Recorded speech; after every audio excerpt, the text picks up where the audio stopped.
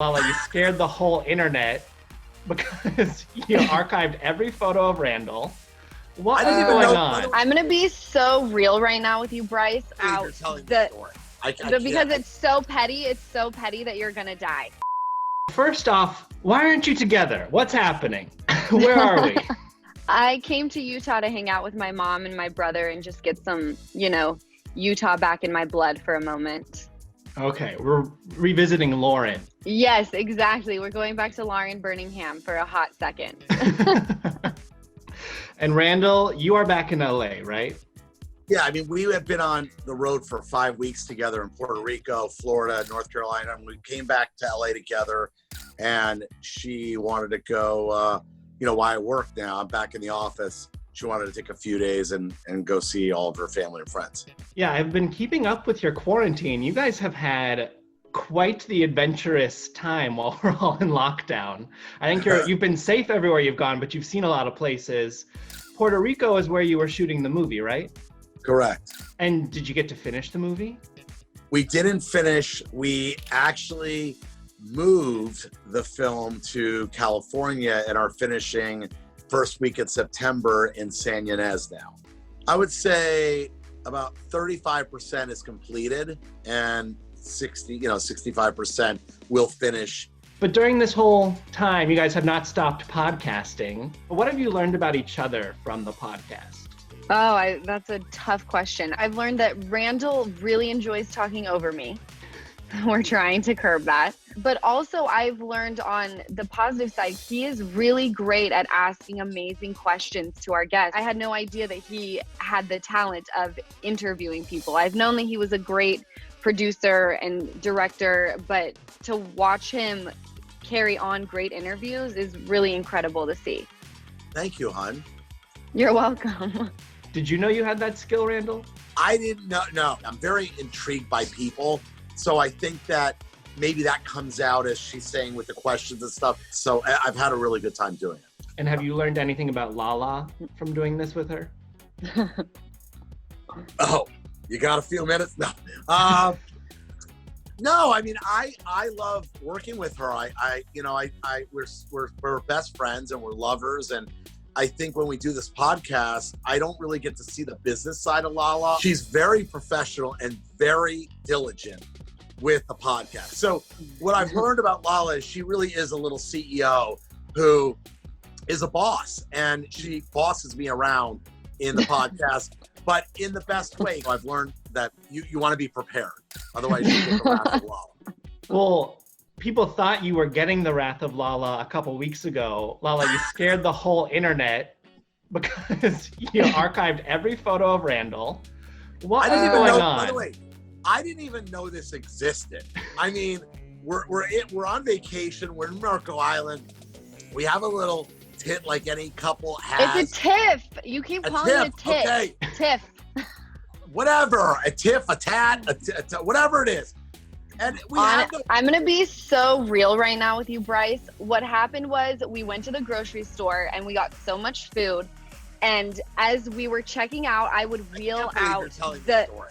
Because it's so petty that you're going to die. So as he's checking out, just sitting there really, I'm wheeling the carts out and filling the car up so that we don't have 4 carts to load at once. Then we go back to the house and I unload all the groceries. He goes MIA. Not only do I unload the groceries, I put them away. This guy. I didn't go MIA. I went on the boat. I went water On skiing. a boat. Water skiing. I was so pissed, Bryce. I was like, if you wanted a housewife to cook and clean, you got the wrong girl. You got the wrong one.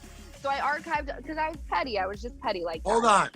It's so stupid. It's so stupid. We didn't need to tell that story. Second of all, I did buy like $1,500 worth of groceries. I went a little crazy. And I didn't think, I was so excited to get back on the boat. And then my phone started blowing up and she was a little perturbed. But here's the thing. I didn't even know you could archive somebody's photos. So I was like, whatever. I apologized. Came back, I unloaded the groceries with her, and we moved on. Hold on, La. Hold on. And then I start getting texts from friends of mine around the country going, I hope you're okay. I go, well, I'm great. I'm in Marco Island. We're water skiing. He goes, no, you broke up with Lala. I go, what? So I don't even know what they're talking about. And then I Googled to see, and I'm like, Lala, what did you do? She's like, I archived all your photos. I didn't even know that I may or may not have been PMSing that day. Yeah. I mean, it seems like no one's in the right here.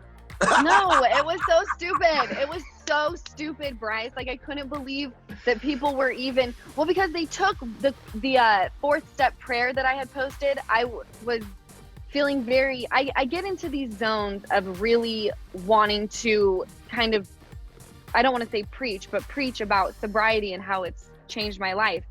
So people didn't realize that if you went 3 days before that, I started with the first step, second step, third, and that just happened to fall on the fourth step prayer where I archived all of Randall's photos. So you put both of them together and it did look messy. Right, But people were really like, was just Lala's cryptic post. And then, but if you Google it, it immediately pumps, like every AA website in America pops up. When I saw the articles that had come out, I'm like, what is going on? I want to think that I'm going to grow out of my pettiness, but I'm telling you, when it's that time of the month, it is like I'm just a dragon. How long does it take to archive all those photos? Yeah, how long does it take? Well, because I'm a professional at it, it takes like a minute. Quick, easy. And it takes the same amount of time to add them back. I'm a professional. But you guys also don't follow each other on Instagram and never have, right? Never. Yeah, when we got together, we blocked each other on Instagram, and not even because we were like fighting. We had just seen so many couples. Like, are you eating McDonald's? What? Randall, you're supposed to be on a diet. I am on a diet. The Mickey D's diet. I just played pickleball for 2 hours this morning. All right. Okay, you can have your McDonald's. We had seen so many relationships that got crazy because of social media. Like, they would see like someone liked your picture or whatever it may be, and so we just blocked each other from the jump. And but if honestly, it's not broken, don't fix it. No, we did it kind of like as a goof early on in our relationship, and we just like, all right, we won't follow each other, and we never changed it. And then I always see these articles that come out. She'll show me, or I'll see them, and it'll say they unfollowed each other. It's like, we never followed each other from day one. It's all so stupid. I can't even believe that I did that and fed into the nonsense. Well, because then it took you a moment to clear the air. So like, you let the story have its life too. Did you, Lala? Let the story have its life? I feel like it had a 24-hour, no one knew what was going on. And then... Yeah. But you also have to, I don't feel like it was even about it having life. We were in a place that was really amazing, and I just didn't think about correcting it. It was like, okay, I'm over the pettiness now, and I can go and move on. No, you were over that in 30 minutes, the grocery thing. I know that. Randall, you posted a picture of Lala with your girls right after that too. Was that like your message of this, everything's fine, or was that just so unrelated? hard, Bryce, to set the record straight? No, okay, don't promote yourself so much. What happened was, a lot of my friends were blowing me up, and I go, love, what did you do that I have to answer all these questions? So I just put up a picture, so it was really for my friends, so they knew that everything was kosher. It wasn't even like I was trying to tell anybody beyond the 36 of my friends that were like, are you okay? They were calling me. I'm like, I'm fine. They were like, I'm so sorry. I'm really sorry, Rand. And I'm like, guys, we are fine. I didn't put the damn groceries away. Enough already. That is funny. But Lala, with the posting of the fourth step prayer, you are approaching 2 years of sobriety, correct? Yes, I am. This October. Mm-hmm. Congratulations. Thank you. Has the whole quarantine lockdown made things difficult or made you have any moments of weakness? I would be lying if I said there wasn't a chunk of time where I was fixated on the mini bar in the hotel room. And, I use the tools that I've, learned in AA, which is call my sponsor, find a meeting, and drop to my knees and pray and ask for the craving to go away. I know that this is something I will never be able to conquer. It will always be inside of me. There's going to be times where I'm going to have to work a little bit harder or a lot a bit harder. As long as I can disengage from my thought process and call my sponsor, I think I'll be okay. But I know I'll never conquer the disease. It's a very humbling thing to go through because I am a conqueror. And unfortunately, when you choose a life of sobriety, you don't have control. You have to have help, in my experience. So yeah, it's something. I love the life that I'm living, and I'm not willing to give my chair up for anybody. So I will continue to work hard at it. Another wrench that this pandemic threw was your wedding was supposed to happen in April. What's going on? You tell us. I know, right? we had planned to get married instead of April, and then we pushed it back to September.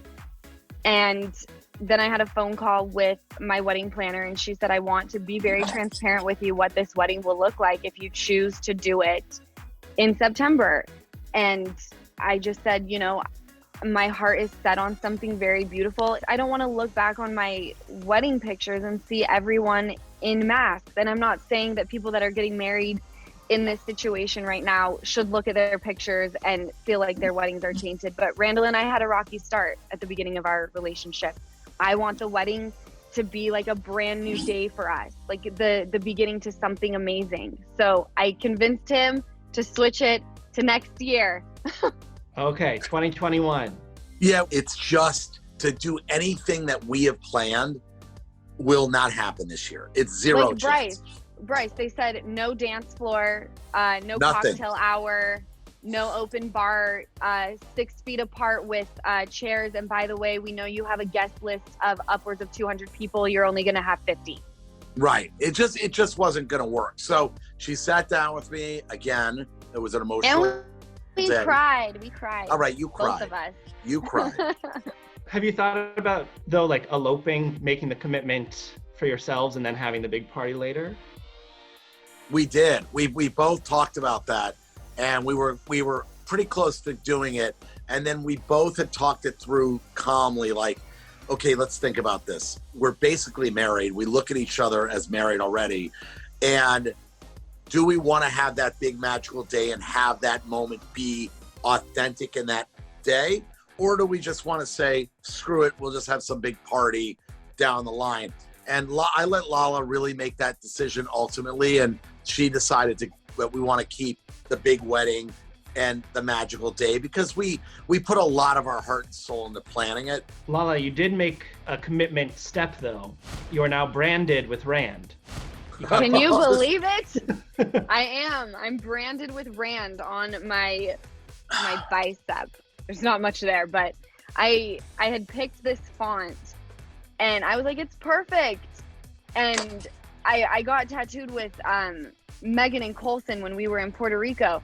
And they were like, we will not allow you to get such a generic font for the person you love. Sit down and you're going to write his name until you have the perfect font. And so that's what I did. It's my handwriting. Well, hold on. And let me take it a step further. And it's my new favorite tattoo. Aw, let me take it a step further. So we're sitting there in Puerto Rico, and they're like, we're going to all get tattoos of our significant other. And I'm like, whoa. I am old. I am not getting a tattoo. I am not cool like you, Colson, or Megan Fox, or Lala. So they all did their tattoos, and it was, honestly, it was very, very sweet and romantic, all being there together. And it was really sweet. And it was very emotional that Lala did that, because I had no idea she was going to do that. I thought it was Megan and Colson getting a tattoo. I didn't know Lala was throwing in the Rand. Here's the thing. Any chick can walk around with a diamond on their finger and be like, oh, I'm engaged. I'm so down for him. It takes a real one to walk out of the house with his name tattooed on you. Now that is commitment. That's Right. love, baby. Wait, but are you saying that Megan and Coulson got tattoos for each other? Randall, you spill too much tea, bro. I did? Don't spill so much tea, bruh. Am I in trouble? You're not in No. trouble. Okay. I think that might be Yeah, out right. Oh, Bryce, look at you try to swindle. I think it might be out there. What was it again? I think I saw. Tell me what it what was. tattoos did they get? Where did they get them? I don't know. I just know they got tattoos. That's all I know. I'm not good at this. Taking it back to your wedding, have you reevaluated if you want to do it on TV or not? I'm not opposed to it. But then when I really think about it, I'm like, I don't want people judging my wedding day. Like, there's very few things that I care about being judged, where I'm like, whatever. My wedding day is one where, like, I don't want people to have their right to give their opinion on what it was like. And there's the whole breaking the fourth wall thing of, like, having to film scenes at your wedding. Yes, I don't want to do that. I want to just have fun. I don't want them to turn my music off because it's not, they can't get the rights to it. It's just Right. buzzkill. But speaking of TV, do we know what's going on with Vanderpump Rules? Are we coming back? Are we waiting this thing out? What's happening? You know, it's really, just the whole situation is so sad for so many people, this virus, and, you know, people are losing their jobs or not going back to work. And our show is based on a restaurant, and there's no plan to open those restaurants anytime soon. So we're just as in the dark as everybody else. The main goal is to keep everybody healthy. So as long as we're doing that, like, I'm ready whenever they're ready. And yeah, I have no idea what the future holds as far as the start date. When that day comes, things are going to be different. Stassi and Kristen are no longer part of the show. I said this the other day and people thought it was very odd, but you almost feel this weird loss. And I want to say that it hasn't sunk in yet because it hasn't. We haven't started filming, so I don't know what it's going to be like. But it does feel like a little part of me is missing because we have so much history, good and bad, and we've been through a lot together. So, you know, it just still hasn't fully hit me yet. It'll be, I think, interesting probably for you guys and then for the viewers to see how it is addressed on screen, and then how the movement at large, how Black Lives Matter is addressed on screen. Do you have any idea how the group might approach those topics? Yeah, Black Lives Matter, since this movement started, has always been near and dear to my heart. I like to say that I'm educated, but I don't think we could ever be educated enough. So my main thing is when we do start filming, I don't want to speak for someone else. I don't think it's right for me to be a mouthpiece for Kristen or Stassi. I'm steering clear of that. I don't feel right about talking for someone else when they're not there to actually describe their thoughts and their process.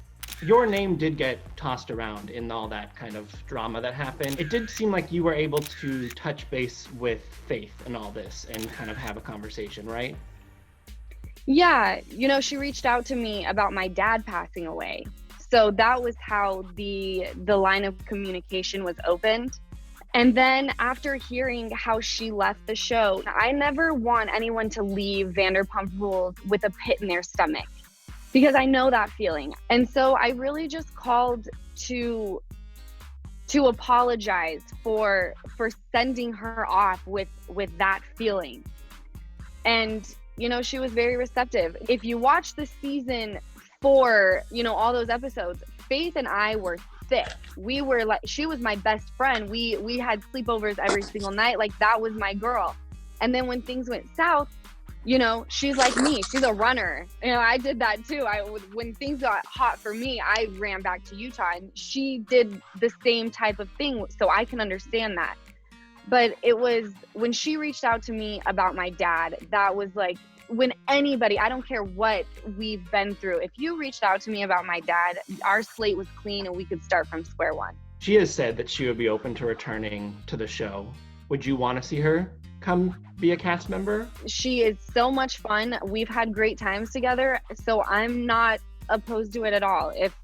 if they called tomorrow and said Faith is coming back, I think a lot of us would welcome her with open arms. There's a lot of things that have happened, but if you've seen Vanderpump Rules, we've done a lot of shady things to each other and we all bounce back from them. This is true. This is true. There's also another Vanderpump show coming, Vanderpump Dogs. Do you know anything about what that show's going to be? I have no idea. I'm assuming that it's going to be about all of the fabulous volunteers and workers at the shelter. And everything Lisa Vanderpump touches turns to, you know, rose and diamonds. So I'm sure I'll be watching because I'm a sucker for all things Vanderpump. And I'm a sucker for dogs. So the perfect combo. What do you make of all the criticism Lisa's gotten, all of this? People saying she doesn't support the movement of Black Lives Matter. She doesn't support Black people. When what's on the show is she's not the end-all be-all of what makes it to TV. No, she's not the end-all be-all at all, actually. I think if she was, we would have a very different show. I haven't seen any type of hate or ill will for any specific race or gender or sexuality when it comes to Lisa Vanderpump. But again, you know, I think people have to speak for themselves. I don't want people speaking for me on something like this, so I'm not going to speak for anybody else. And there it is. There it is. All right, Randall, you know I have to get in a couple Megan Coulson questions because you are the matchmaker that we didn't know our world needed. You have created the power couple of the pandemic. Did you know this was going to happen? Did you see sparks flying from the second they were on set? When I was directing them, those 2 days, the first 2 days together, you know, there was a lot of sparks in the sense of like the chemistry, and they definitely were in tune in the scene. But I didn't know that was going to lead to anything, and all of a sudden, it's like they're a couple. I definitely take credit. Thank you very much. But you know, I didn't really see it when I was on set at all because it was very professional. There was the chemistry was second to none. But I just thought I'm a great director and I'm a genius. But I didn't know that there were these undertones and all that. And then and now we spent a lot of time with them since they've been together, and it's really sweet and beautiful. And I'm very happy for both of them. And they really are very passionate people and passionate about each other. I mean, only 35% of a movie done and already the film has a legacy. So, hey. It's so, you know, Emil Hirsch said that to me the other day. He goes, movies can't even get half this publicity when they're released, let alone only shot 35%. Well, and then the podcast interview you guys did was so great, and they were so open and shared so much. Yeah, I really was grateful, and so was Lala. We sat there. We didn't even know Coulson was going to be part of it. It was like, you know, Megan's big in astrology and readings, and so she was excited to do it. And Coulson's like, hey, I also want to be in on this. This will be fun. And I was like, okay. And it's like the four of us hanging out. You know, I'm not as like savvy with, I don't know, the tea, so to speak. The spilling of the tea. Yeah, but boy, I guess that podcast people really liked. Well, with our podcast, and something that I do pride the podcast on is we want our guests to feel safe. If there's something that they talk about and they think that, you know, they get a little too free, I will allow them the opportunity to say, I spoke too freely, can we cut that out? Because I know what it's like to feel a little too comfortable and start spilling a little too much tea, and then it's everywhere. I told her, I'm going to send you this episode. I want you to listen to it before we put it out. And she gave full approval and said, I love everything about it. Send it out. She is so genuine and so sincere and so fun and so just loves life. And I think that comes out, you know, for anybody who interviews her, but also for us as friends and in her circle. She's very sweet and genuine. I mean, the podcast gave us an eye into it, but like to be a fly on the wall for your double dates and the vacation, I would. Let me tell you the joke I make about our double dates, okay? And they know I say this to their face. Going on a double date with Megan and Coulson, the first half is very double date. Everybody's conversing, we're having fun, we're laughing. The second half, they don't even know our name. They're just doing to each other. So Lala and I are like, okay, it's our date time now. No, So- it's very sweet. It's very sweet. Yeah, but of course. But I mean, come on. I told Cole, so you don't even know my name the second half of the date. Dude, I mean, give him credit. Yeah, that's Megan true. Fox is sitting in front of him. What do you want him to do? I'm Right? I'm What do you want again, him to do? Not mad at all. They're fun. We laugh and they don't take themselves as serious, as people would think, but they're very passionate about one another and very happy. And I mean, it's really sweet to see that I had a little hand in that. Yeah. Randall loves that. Oh my God. Stop! Hey, I do it's- not, Lala. First movie he's No. directing, a major national news story comes out of it. You got to let him have a moment with it, Lala. Thank I you. will always allow his moment. Have Thank you. Have it, baby. I don't know, maybe 2021 double wedding. Oh my gosh, wow. could you Wow. imagine? Wow. I'm putting I it like out it. there. It's so funny because I've been very open about Randall and I wanting to have a baby, and we've been trying. And I told Megan, and Megan said, I'm gonna be your doula, just so you know. Like, the second you get pregnant, be prepared. I am your doula. So that's pretty gangster that Megan Fox is gonna be my doula when I get knocked up. That is badass. And I feel like she's going to be a kick-ass doula. Yeah. Oh, for Kick ass. sure.